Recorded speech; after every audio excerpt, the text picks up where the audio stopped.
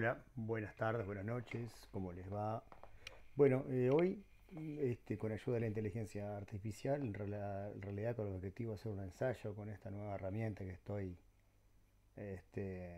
analizando y viendo su utilidad para las revisiones bibliográficas, vamos a aclarar una pregunta que nos surgió el otro día acerca de el cambio programático o agendado de los accesos venosos centrales o solamente guiado por síntomas independientemente de la duración del catéter, ¿no? Con esto yo elegí unos 6 estudios, 3 ensayos y 3 guías clínicas, donde se aplicó herramientas de inteligencia artificial, como les dije, para contestar una serie de preguntas, ¿no? Eh, las guías son de la Sociedad Española de Infectología y Medicina Clínica y de la CEMISIUC, las guías para la prevención de las infecciones relacionadas con catéter de la ITSA, que son de 2011, y un consenso de expertos de la revista de Anales de Medicina Intensiva. Los ensayos son más que nada un ensayo colombiano que me pareció muy interesante, que es un randomizado doble, donde estudia el cambio de catéter programado al octavo día o guiado por signos. Después un segundo que es el, el reemplazo de la vía venosa central bajo guía, este, o, o hacer un nuevo emplazamiento. Y después un tercero menciona si es necesario o no la realización de un cambio programado o agendado de la vía venosa central. Este, la pregunta que se realizó fue esa, a la que les mencioné. Si hay un beneficio o qué demuestra el ensayo en cuestión. Se le hizo la misma pregunta a los 3 ensayos. Si es necesario o no el cambio programático o guiado bajo síntomas, ¿no? El primer estudio es el más uno de los pocos que demuestra que sí, que cambiarlo cada 8 días, que es el estudio colombiano. Salió en la revista colombiana de Estesiología, el autor principal fue Riveros, y el estudio buscó comparar la eficacia del cambio programado de catéter central al octavo día de inserción con el cambio guiado por signos de infección en la prevención de colonización o infección del catéter central en pacientes críticamente enfermos, ¿no? La metodología utilizada fue un controlado lateralizado en el que se asignaron aleatoriamente a los pacientes en 2 grupos según el tiempo de cambio de catéter. Y se realizaron cultivos de las puntas de catéter, hemocultivos, y se evaluaron las tasas de colonización y sepsis por catéter. El estudio concluyó que el cambio programado de catéter central al octavo día fue más efectivo que el cambio guiado por signos de infección en términos de colonización y sepsis por catéter en pacientes críticamente enfermos. Por lo que a base de este ensayo, los autores recomiendan el cambio de catéter central al octavo día e incluso sugieren incluir esta modificación en las guías de manejo de procedimientos de catéter central de la institución en donde forman parte, ¿no? El segundo estudio se trata el reemplazo bajo guía o un emplazamiento nuevo. Es un estudio publicado en la revista Minerva de Anestesiológica en 2007. No hay una gran cantidad de estudios que hablen sobre este tema, ya les voy diciendo. Los autores son Castelli, Pognani, y el estudio tuvo como objetivo determinar si un segundo episodio de cateterización o el cambio bajo guía estaba relacionado con un aumento en las tasas de bacteriemia relacionadas con el catéter, la infección por catéter. La metodología es un estudio observacional de un paciente durante 3 años y se juntaron un total de 898 pacientes.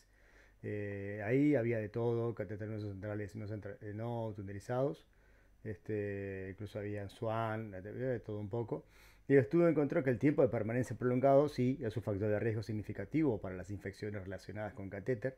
Y acá donde viene, yo pienso, no estoy seguro, pero estoy 90% seguro de que acá viene el plazo temporal de 7 días para el cambio de catéter, ¿no? Y ahí pone que sí, que el factor de riesgo más importante para la infección, colonización, es un periodo de permanencia del catéter mayor o igual a 7 días.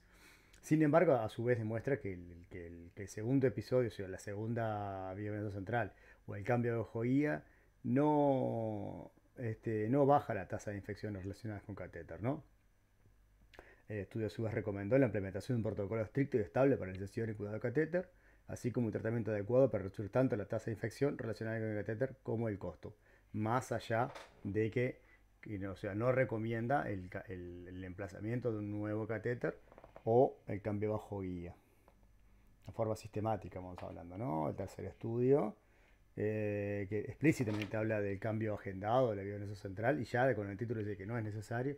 El autor es Timsit, que dentro de un poco ya lo voy a mencionar un poco más adelante, que es el autor también de las guías europeas de la infección relacionada a catéter. Este es un estudio publicado en el 2000 en la revista Infection Control and Hospital Epidemiology. El estudio es un metaanálisis donde buscaba analizar la necesidad del cambio agendado de las vías venosas centrales y, y si tiene una influencia sobre la tasa de infección relacionada al catéter, ¿no? El estudio concluye que el cambio agendado de la vía venosa central no es necesario, sugiere que los catéteres deben mantenerse en su lugar hasta que haya un cambio clínico significativo, como por ejemplo puede ser una mala función o un cultivo positivo, y el estudio hace una recomendación en contra del cambio agendado de las vías venosas centrales, lo que no es necesario y no reduce la tasa de infección y expone al paciente a un riesgo de complicaciones mecánicas. Así que, repitiéndolo, el estudio de Timsit, que es bastante importante, a pesar de que es un estudio bastante, ya tiene unos cuantos años, no recomienda el cambio agendado o programado de la vía venosa central. ¿Qué dicen las guías clínicas, no? Y aquí yo le pregunto a las guías, entonces, ¿cuál es la recomendación acerca del cambio agendado de acceso venoso central versus guiado por signos de infección, ¿no?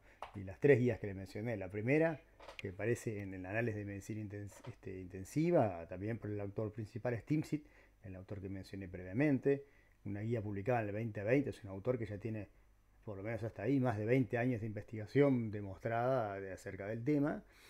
Eh, Hace referencia más que nada al cambio, no en sí, al cambio de la vía venosa central. No encontré en esta guía incluso con la herramienta de inteligencia artificial y tampoco la encontré en forma, leyendo en la forma tradicional, digamos, sobre la pregunta que les mencioné. Pero sí hace referencia a un tema bastante parecido, que es el cambio de la curación, que puede estar relacionado, pero que no es el acceso vascular en sí.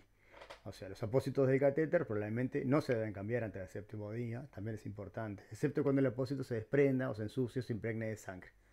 ¿Tá?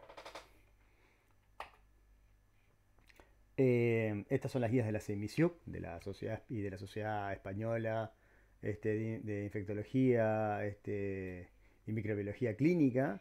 Son bastante actuales, yo creo que son más acá del 2020. Y acerca del cambio agendado versus el guiado por signos de infección, la recomendación que hace es la siguiente. A pesar que ellos ya directamente ya mencionan que lo hay, una clara evidencia científica acerca del tema, parece ser una opción bastante aceptable el esperar, sobre todo para hacer un emplazamiento nuevo, antes de que sea el diagnóstico de una infección realizada a catéter, ¿no? El periodo de espera de ellos muchas veces lo menciona según la resolución de los síntomas y los signos, por ejemplo, fiebre, hipotensión, o si el paciente necesita urgentemente un acceso vascular, ¿no? La inserción de un catéter, luego el diagnóstico de una bacteriemia relacionada al catéter, siempre es posible que la condición clínica del paciente así lo dictamine, ¿no? O sea, no, si bien no es muy claro con la recomendación, ellos no sugieren el cambio solo por fiebre o ante la sospecha de una infección relacionada al catéter. Es una recomendación bastante interesante, ¿no? Y estas son las guías de la ICHA, que directamente hacen acerca de la prevención de lo que es la infección relacionada a catéter, salidas en el 2011, y acerca del cambio esquemático de la venosa central o guiada por síntomas. La recomendación es que no se cambie de forma rutinaria los catéteres venosos centrales. Ni tampoco los PICS, ni los catéteres de hemodiálisis o los catéteres sentados en la arteria pulmonar. Sin embargo, esto depende mucho del juicio clínico y qué es lo que debe determinar si lo mejor es remover el catéter o emplazar uno nuevo, dependientemente de los signos y de la utilidad del catéter, ¿no?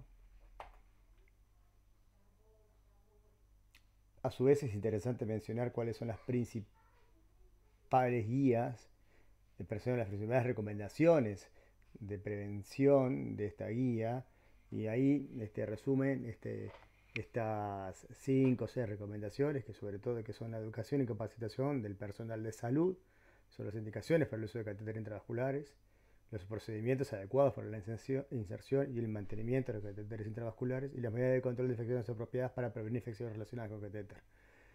El uso de precauciones máximas de barrera estéril durante la inserción de los mismos, preparación de la piel con clorexidina alcohólica antes de la inserción de las vías o las vías arteriales, así como durante los cambios en los apósitos, uso de apósitos estériles o de gasas transparentes y semipermeables para cubrir el sitio del catéter, reemplazo de los catéteres solo cuando esté clínicamente indicado, en lugar de realizar los reemplazos de forma rutinaria o agendadas, y